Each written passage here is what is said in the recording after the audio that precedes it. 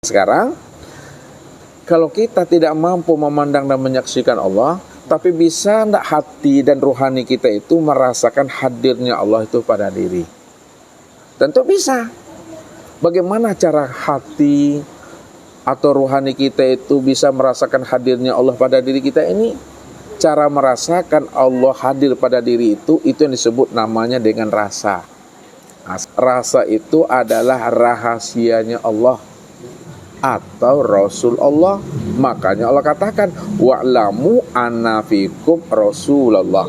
Ketahuilah olehmu bahwa di dalam dirimu itu ada rasa. Rasa itu Rasul Allah, rahasia Allah. Jadi kita untuk merasakan hadirnya Allah pada diri itu dengan rasa. Sekarang yang dikatakan rahasia Allah, yang disebut Rasul Allah itu yang mana? Karena setiap nama pasti ada orangnya. Setiap nama pasti ada wujudnya. Disebut HP, ini wujudnya. Disebut goreng pisang, ini orangnya. Disebut meja, ini wujud dan orangnya.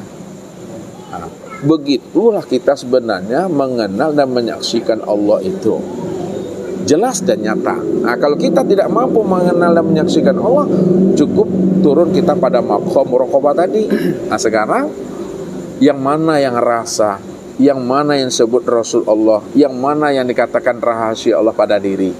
Yang dikatakan Rasul Allah, rasa Allah pada diri kita itu yang disebut namanya hayat. Hayat itulah yang hidup. Hidup itu yang dikatakan rasa atau Rasul Allah. Sekarang, kalaulah yang hayat itu yang disebut rasa atau Rasul Allah, itu masih nama. Sekarang yang hayat itu yang mana pada diri kita? Yang dikatakan hayat itu pada diri kita, itulah yang disebut namanya dengan nyawa. Nyawa itu nyatanya wujud Allah. Dikatakan nyawa nyatanya wujud Allah, dia sudah meliputi sekalian tubuh dan memenuhi sekalian rongga tubuh. Nah, kalaulah yang hayat itu adalah nyawa, sekarang yang nyawa itu yang mana sebenarnya? Yang nyatanya wujud Allah yang meliputi tubuh dan memenuhi sekalian rongga tubuh, itulah yang disebut namanya dengan napas. Itulah yang turun naik, yang keluar masuk ini. Kalaulah yang nyawa itu adalah napas sebenarnya, yang turun naik, yang keluar masuk, ya. Sekarang napas itu yang mana? Yang napas itulah yang disebut namanya dengan ruh. Ruh itulah sebenarnya yang dikatakan si hayat tadi. Ruh itulah yang disebut namanya nyawa. Ruh itulah yang disebut namanya dengan napas. Makanya ruh itu dikatakan sirullah, rahasia Allah. Jadi untuk merasakan hadirnya Allah pada diri kita itulah kita mesti mengenal dan memahami namanya ruh itu yang sebenar-benarnya. Ruh itu yang disebut napas, ketika keluar masuk dia napas sebutnya. Ketika ruh itu sudah memenuhi batang tubuh dan memenuhi sekalian rongga tubuh, disebut namanya nyawa. Makanya nyatanya wujud Allah. Nyawa itu yang si hayat. Yang hayat itu artinya hidup. Siapa yang hidup? Yang hidup itu yang Allah tadi. Bisa kita melihatnya dan merasakannya.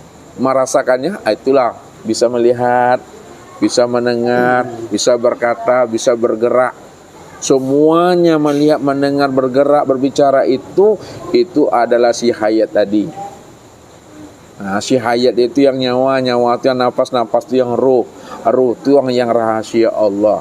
Kalaulah itu dikatakan sirullah, rahasia Allah, maka rahasia Allah itu tiada lain dirinya Allah itu sendiri. Nah, begitu kita memahami sehingga kita bisa merasakan nikmat di dalam sholat tadi. Itu makom namanya muraqabah. Tapi jangan kita bertahan pada makom muraqabah.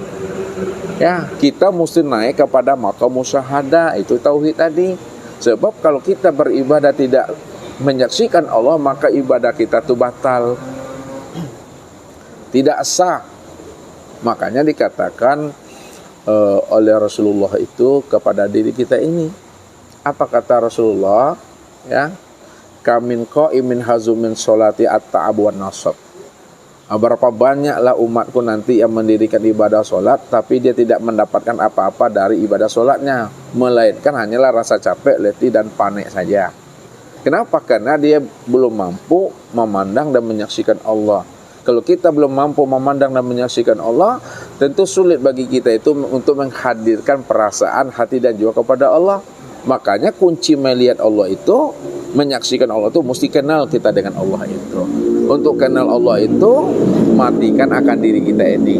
Kalau diri kita telah mati, disitulah kita bisa menyaksikan Allah secara nyata dan utuh. Karena dia cuma yang berdiri dengan sendirinya. Nah, ini yang disebut namanya maqam musyahadah, tauhid duduknya.